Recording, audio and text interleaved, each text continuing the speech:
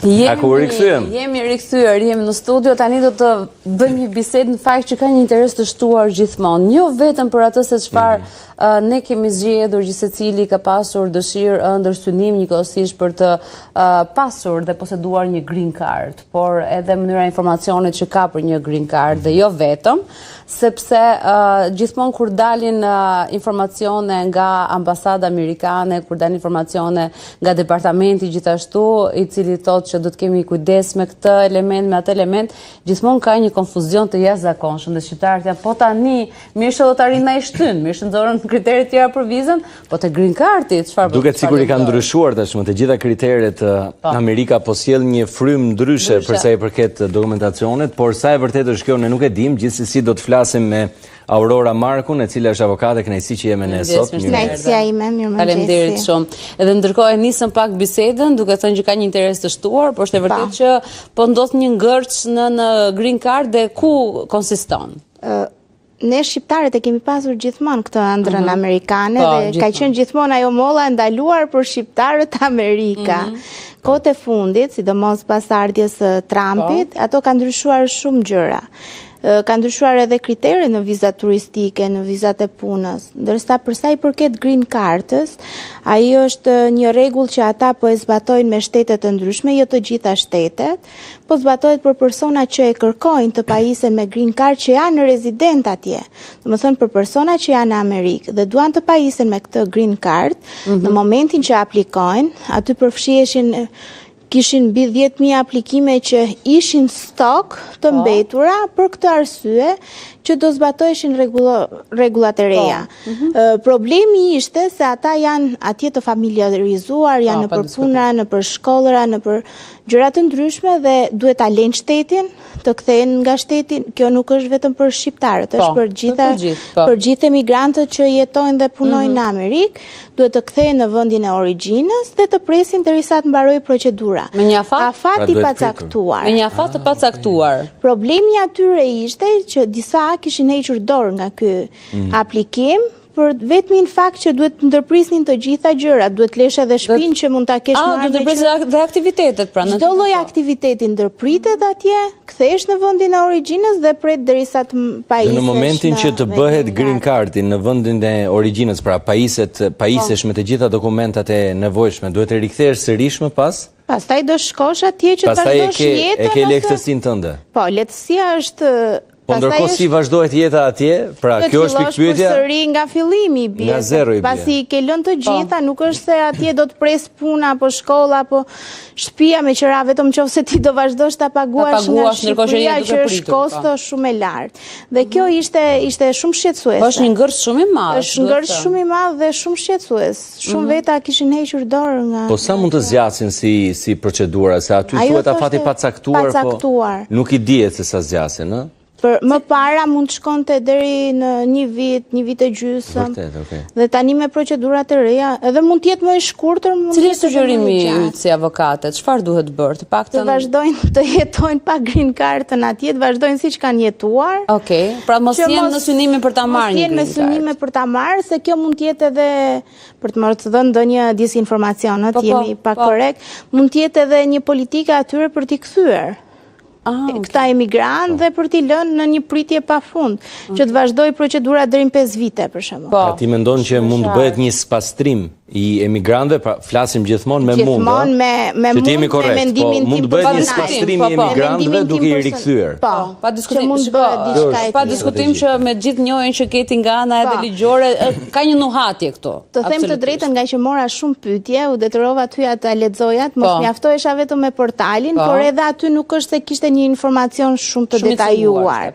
Kishte I cunguar, kështu që nuk është se kemi diçka shumë zyrtare për të thënë që njerëzit ta kenë informacionin fiksi. Pra do të thotë që mund të fshihet diçka përderisa nuk është detajuar plotësisht, mund ta ketë një kleç për të plotësuar si gjë, ndoshta. Po, mund të ketë diçka, po gjithmonë kur dalin gjëra të reja, në fillim dalin të cunguara dhe rregullojnë gjatë rrugës. Po, rregullohen ose zhduken. Ose zhduken fare.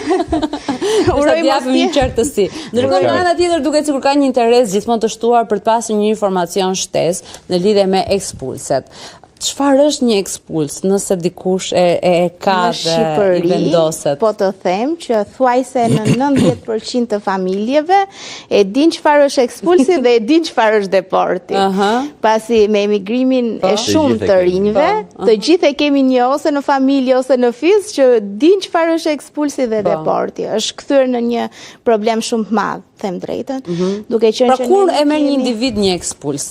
Ndoshta shumë bazike për ty si avokat, po ka shumë njerëz të tjerë që nuk e di si informacion. Për të marrë një ekspuls është kur kalon 90 ditëshin në zonën Schengen, ose në vendet e tjera që s'janë pjesë e Schengenit, siç është Britania e Madhe, pasi Britania e Madhe është shumë problem për deportet, jo për ekspulset, që nuk të aprovohet një vizë, që nuk të aprovohet azili, që janë raste të shumta, dhe ekspulsi presupozohet që ti të marrësh një ndalesë të caktuar që mund të jetë nga 1 vit deri në 99 vite siç e ka Franca. Sa ka Franca? 99 vite në raste që ti ke kryer një vepër penale ose je kapur disa herë radhazi. Po nëse vendos Franca, për cilat vende nuk të lejon më pas që ti të... Franca 99 vite e vendos për shtetin e saj, e vet, pra po. Ndërsa për Europën mund ta vendos 5 ose 10 vite. Por përsëri edhe për heqjen në Europë, duhet ta jap aprovimin Franca, vendi që e ka vënë si ndalesë. Sepse ekspulsi është ndalesë. Ndalesë, pra. Është ndalesë për të hyrë në zonën Schengen. Ndërsa deporti është kur ty të përcjellin nga i shtet pa dëshirën tënde, domethënë të dëbojnë, e thënë ndryshe. Nga këtu tani ndryshimi i ekspulsit me deportin, cili është në fajin që bën individi, pra ose në problemin që ka individi me shtetin vet. Pra ti thua të dëbojnë, por në çfarë rastesh të dëbojnë? Kemi raste që ke vetëm deport. To thjesht të kanë kthyer në vendin tënd të origjinës. Me një arsye? Me një arsye ke thyer ditën, pra ke një arsye ligjore apo prandaj po Britania e Madhe e përdor deportin gjithmonë të shoqëruar me një ekspuls, por që individit nuk i prish punë për pjesën tjetër të Europës, pasi Anglia ka dalë nga zona e Schengenit. Dhe i deportuar nga Anglia, thjesht ke penalitetin që ti për 3 vite nuk del nga Shqipëria. Ligji shqiptar, një urdhër i Ministrisë së Brendshme i 2019-s, 641 i 2019-s, në mos gaboj, thotë që çdo i deportuar nuk del nga Republika e Shqipërisë, në qoftë se nuk pajiset me një vërtetim nga zona Schengen që ky nuk ka asnjë ndalesë. Kjo është kthyer në një problem shumë të madh, pasi ne kemi shumë emigracion në Angli, kemi shumë të rinj që e pëlqejnë Anglinë dhe e kanë ëndër Anglinë, që deportojnë nga Anglia dhe mbesin në Shqipëri për 3 vite. Në qoftë se nuk pajisen me këtë vërtetimin, i cili duhet i përkthyer, i noterizuar, ka një procedurë ligjore që edhe han disa ditë kohë, por që ka edhe një kohë të caktuar. Duket sikur të vendoset një njoll, le të themi, në është një njoll në biografi. Biografi si dikur. Është fiks si periudha e komunizmit, pra ti kishe një njoll në biografi dhe ti çfarëdo suksesi të bëje më pas, ti e kishe të shenjuar diçka të tillë. Është vërtet, sepse si në Teamsin ton, por edhe në SIS, ajo ngelet gjithmonë. Vendoset një shënim që ti ke të drejtë të hysh në Europë, por ndalesa që të është vendosur është gjithmonë në sistem. Thjesht mund ti kalon, pasi ke plotësuar disa kushte, je pajisur me një dokument ligjor dhe kalon. Por si shënim, në sistem ngelet gjithmonë. Është fiks ajo njolla në biografi që...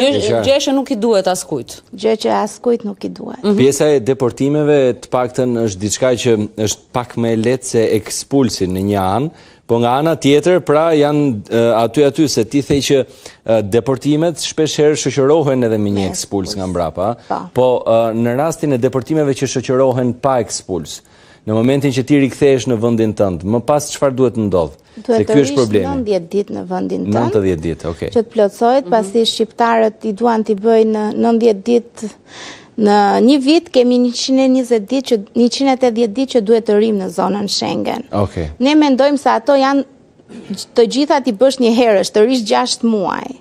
E drejta është që duhet të rish 6 muaj në Shqipëri dhe 3 muaj në Shqipëri dhe 3 muaj në Europë. Që ti mos kesh asnjë penalizim. Tashmë me sistemet e reja të zonës Schengen, duke qenë që merren kur secilit na ka ndodhur që shkojmë në aeroport dhe ka vonesa, pasi merret shenjat e gishtave, bëhen fotografi dhe kjo është shumë penalizuese për shqiptarët.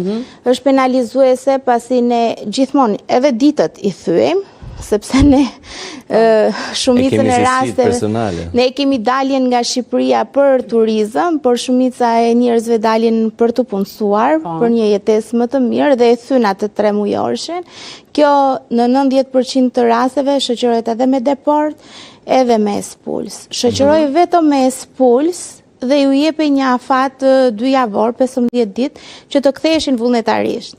Nuk me vendet e tjera, ç'ndodh me vendet e tjera? Nuk ktheheshin. Po, sigurisht. Dhe kapeshin përsëri dhe kjo rëndonte mbi to, pasi një espuls 5 vjeçar i marr për shembull në Gjermani, është shumë i vështirë për të hequr. Ose duhet bërë një ankim, një gjyq administrativ në shtetin gjerman, të cilin mund ta bëjmë edhe ne nga Shqipëria, por përsëri nuk ka avantazhet e të bëret nga një avokat në shtetin gjerman. Kostoja sa mund të jetë në një gjyq të tillë pra për individin? Nuk është se gjyqet kanë ndonjë kosto shumë të lartë atje. Okej. Më shumë është pagesa që do bësh për shtetin, ose duke qenë që nuk je detyrime që ke ti mbi shtetin, duke qenë që ne nuk jemi shtet i zonës Schengen, ose detyrime që të duhen në qoftë se ti do marrësh një avokat gjerman që i kanë pagesat shumë më të larta se sa avokatët në Shqipëri. Procedura bëhet e njëjta, por duke qenë që ti mund të marrësh një avokat në Gjermani, ka më shumë avanca se të bërit procedurës nga Shqipëria. Ne komunikimet më të mira nga Shqipëria i kemi me Policinë e Migracionit, të them të drejtën, disa shtete janë shumë të mirë, na përgjigjen, janë shumë bashkëpunues. Cilët janë këta shtete që janë të mirë pra në përgjigjen e tyre? Është Belgjika, është Malta, kohët e fundit edhe Italia është zbutur çik pasi ishte në një farë periudhe ishte shumë e ashpër. Ajo vazhdon të jetë e ashpër në vendosjen e espulseve, është e pa shpirt. Por që në kthimin e përgjigjeve, ato kanë një email tyrin që është email që mund të hapim edhe ne nga Shqipëria, por që është me pagesë që kontrollohet nga policia italiane dhe në atë mënyrë me ata komunikon shumë mirë. Të paktën. Pa. Në fillimet e hyrjes në modë të marrjes së espulseve, e kemi pas shumë e bukur kjo. Ka hyrë në modë. Ka hyrë në modë. Po, kur filluan duke si trendi shqiptarëve për thyer afatin kohor. Ne i bëjmë trendi gjitha gjërat pa diskutim. Si popull që jemi shumë. Sidomos po qenë pak të ndaluar aty sigurisht na rritet na shijon më shumë. Disa shtete ishin shumë, mund t'i manipuloni me gjëra duke përdorur anën shëndetësore, duke përdorur mënyrën që unë do shkoj për një master, tashmë ata janë mësuar me ne dhe nuk është se mund t'i manipulosh aq thjesht. Me hyrjen edhe të Kosovës, edhe Kosova është me 3 mujorshe si ne në Europë, edhe ata kanë filluar marrin espulse. Në cilë shtetë rezulton më shumë që shqiptarët ka marrë më shumë ekspulse? Po përgjithsisht në Itali, në Greqi, me pjesën e azilit është Franca dhe Gjermania që dominojnë. Kemi këto vendet skandinave që e kanë shumë të vështirë pjesën e heqjes së ndalesës. Duhet përmend Norvegjin, kemi shumë kam shumë raste me Norvegjin që është shumë shtet i vështirë. Është ndër shtetet më të vështira, të udhëzon të paraqitesh në ambasadë. Ne nuk kemi ambasadë në Shqipëri. Ne duhet shkojmë tek ambasada në Kosovë. Ata nuk janë të updetuar shumë mirë me këto gjëra, të dërgojnë që të shkosh tek ambasada në Ankara dhe kështu është një kalvar aq shumë i gjatë. Norvegjia është ndër shtetet më të vështira. Po vetëm sepse ne nuk pas kemi pra. Vetëm se ne nuk kemi një ambasadë. Dhe ata janë shumë, ekspulset atyre janë 10 ose 99 vite si pjesë e Francës, dhe janë shumë të vështirë, nuk ke mundësin të kontaktosh me asnjë shtet tjetër që ta bësh ndërmjetës me Norvegjin. Kush është shteti që ka më shumë ti ekspulset paktën në praktikën tënde të punës që je ndeshur? Është Italia që po thoje? Italia. Dhe me vende tjera çfarë ndodh, për shembull me Amerikën, meqense ne cekëm që shqiptarët kanë interes, duket sikur edhe atje mund të shkojnë për disa muaj dhe thyen atë ditën për të që ne kemi vizën amerikane 10 vjeçare, nuk është se kemi shumë raste. Unë gjitha rastet që i kam pasur nga Amerika kanë qenë persona që kanë vajtur ilegalisht atje dhe janë dëbuar nga shteti amerikan. Është shumë e vështirë. Duhet me pa tjetër që të kesh kontaktet me një avokat në Amerikë dhe procedura e heqjes së asaj ndalese mund zgjas deri në 2 vite. Amerika pa. Ka një rregulloren të saj, duke qenë që e barazon hyrjen ilegale me një kriminali, të një personi që ka kryer një vepër penale duke hyrë atje.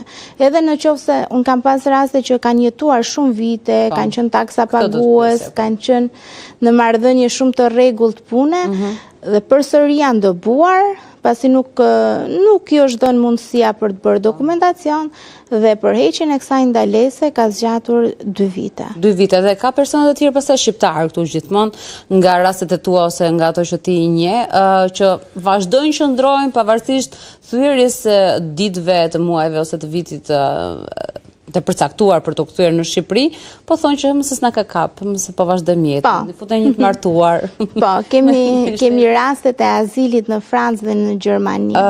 Në moment që ju refuzohet azili, ata e apelojnë, kemi një refuzim të dytë dhe ju jepet një afat 15 ditë për të kthyer në vendin e tyre. Ata nuk kthehen kurrë, derisa të rikapen përsëri nga policia ose nga emigracioni që të kthehen. Kjo është 90% e rasteve nuk kthehen familjarët, sidomos familjarët që ju është refuzuar azili. Ndërsa për sa i përket martesave, dua ta cekim që martesat me ndryshimin e mbiemrit që bëjnë shqiptarët, tashmë është thuajse nul, me sistemin e ri.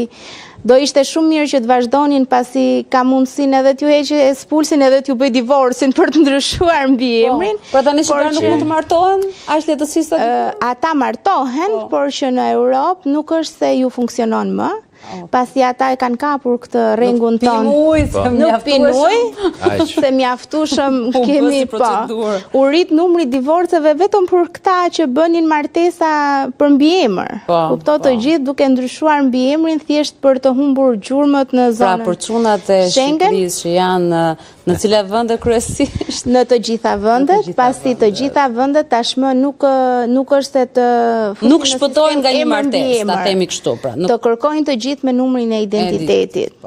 Gjë e cila të ndryshosh çdo lloj generaliteti nuk ndryshon numrin e identitetit. Kështu që do ju shkoj martesa dëm dhe përsëri nuk do dalin në Europë. Po, ashtu siç kishin menduar. Ashtu siç ishte ndërruar dhe ashtu siç praktikoi para 1 viti, 2 vitesh.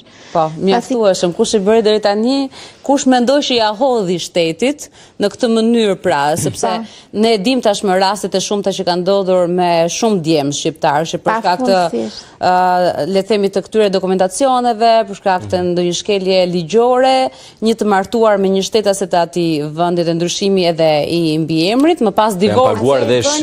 Janë paguar dhe shifra gjatëmajmë, domethënë nuk e di mbase se praktika juaj si avokatë është goxha më e madhe se sa mund të dim ne, po ne nuk e dim kush mund të jetë shifra më e lartë për shkak që mund të kesh dëgjuar për një martesë që mund të jetë. Martesë me shtetas të huaj. Po, me shtetas të huaj, por ç'është dokumentash? Janë alarmante, shkojnë deri në 30.000 euro të bësh një martesë me shtetas të huaj.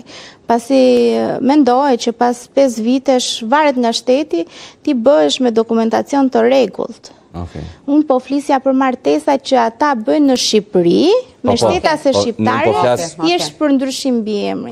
Ndërsa martesat me shtetase europiane, sidomos shqiptare që janë martuar me rumune, me këto shtetase që janë pa, në fillimet e tyre varionin çmime shumë të lira dhe me kalimin e kohës u vështirësua dhe sidomos në Britani të Madhe, martesat shkojnë deri në 30.000 pound. Dhe mbetesh i varur me personin 5 vite ose më shumë, dhe gjatë këtyre 5 viteve mund dalin dhe pagesat të tjera pasi të mbanën presionin e pjesës që... Mund të jenë martesa të mbivendosura, pra nëse ka një martesë në Shqipëri atje bëjnë një martesë tjetër? Se të rezulton të si avokate? Kjo është shumë e pakët, sidomos me hyrjen e e-Albanias, duke qenë që dokumentacioni është online, është pak e vështirë për të bërë. Ndërsa para se të kishim sistemin e e-Albanias, ndodhte shumë. Ndodhte shumë dorazi, me dokumenta dorazi, me dokumenta... Po, raste të dëgjuara, se unë të paktën kam dëgjuar raste që kanë marrë edhe bashkëshortet e tyre me vete, kanë zgjedhur që të martohen me dikë atje, edhe pra kanë bërë një lloj jetese kështu pak si të çuditshme për hir të dokumentave. Të ka rastisur të dëgjosh raste të tilla që më pas edhe çifti real në këtë mes, që janë dy shqiptarët, zgjedhin të divorcohen se bëhet xheloz njëra palë. Të them të drejtën, më ka rastisur, unë merrem shumë me çështje familjare, prandaj po përmendja dhe divorcet.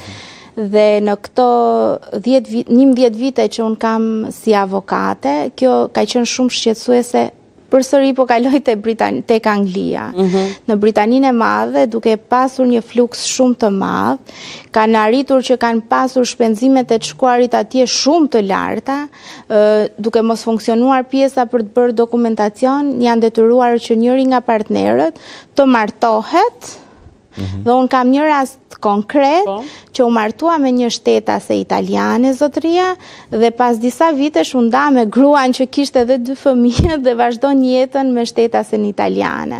Pra u dashurua? U dashurua pasi detyroi që ta mbante në shtëpi, pasi atje emigracioni bën shumë kontrolle, bën kontrolle të një pas njëshme dhe duke mbajtur në shtëpi, ndodh. Unë kam bërë edhe divorcin me bashorten e parë, edhe shpalljen e martesës me bashorten. Ti të njëjtin çift edhe ke divorcuar? Edhe kam divorcuar, edhe kjo më ndodh shpesh. Një çift e divorcove dhe e martove. Kjo më ndodh shpesh, edhe me këto të pjesës europiane, duke pas parasysh që bëjnë martesa për dokumentacion, ju bëj divorcin me shtetasen e huaj, pastaj ju bëj shpalljen e martesës me shtetasen shqiptare. Nuk e di domethënë. Po për këtë pjesën e martesës e divorceve do të flasim një tjetër, se është një temë që mund të shkojmë gjithandej. Faleminderit shumë. Faleminderit shumë. Faleminderit Aurora. Do ikim pak namazin. Unë kënaqem. Unë kënaqem tani. Një segafredo, më pas. Si ishte ajo? U martua me të dytën, u dashurua me të dytën, ndau të parën, edhe mbajti dhe letrat. Shefsi doli mirë ai. Sa mirë, me lapse letër. Dhe do të flas. Kthehemi pas pak.